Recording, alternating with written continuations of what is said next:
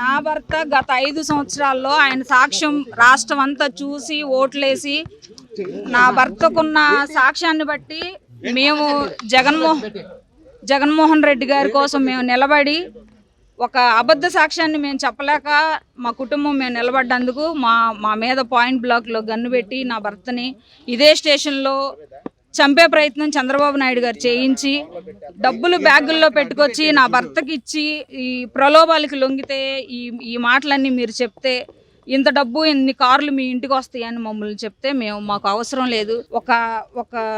ఒక నిందని ఒక నిజాయితీ కలిగిన వ్యక్తి మీద మేము వేయాలనుకోలేదు అని మేము బయటకు వచ్చినప్పుడు ఆ సాక్ష్యాన్ని చూసి మమ్మల్ని జనాలు ఆదరించి స్టేట్ వైడ్గా నా భర్త ఈరోజు పెద్ద స్టేట్ లీడర్ అయ్యాడు. చంద్రబాబు నాయుడు గారు అనుకుంటున్నాడు నేను అన్నగదొక్కేస్తున్నాను, నేను ఏమంటారంటే సునకానందం పొందుతున్నారు వాళ్ళు.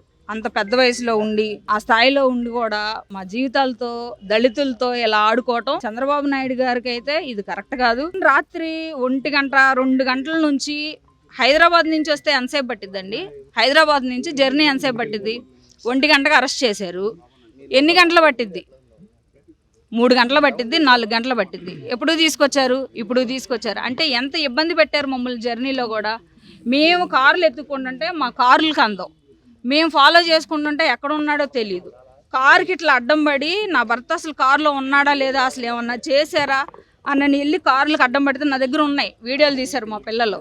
కారుకి అడ్డం పడి చూసుకుంటే సోయి లేకుండా కారులో నిద్రపోతున్నాడు, చుట్టూ పోలీసులు, ఆయన ఒక్కడే కారులో.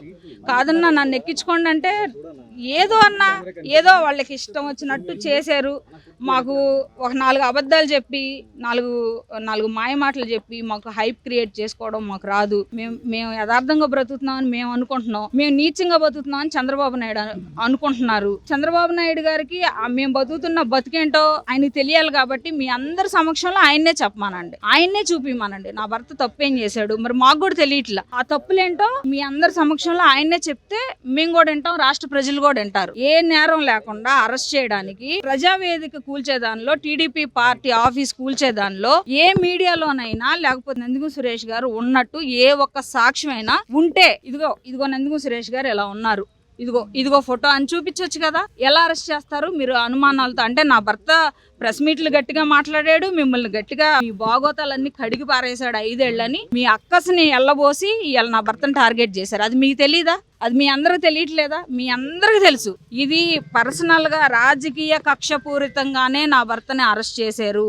ఈ స్టేషన్ లో నా భర్తకి ఏదన్నా జరిగితే ఈ రోజు వరకు తను చాలా హెల్దీగా లోపలికి వెళ్ళారు, చాలా యాక్టివ్ గా ఉన్నారు. ఏ చిన్న ఇబ్బంది ఉండి ఆయన బయటికి వచ్చినా సరే నేను చంద్రబాబు నాయుడు మీద హైకోర్టుకు కాదు సుప్రీంకోర్టుకు కూడా వెళ్ళి నేను చంద్రబాబు నాయుడు మీదే కేసు పెడతాను.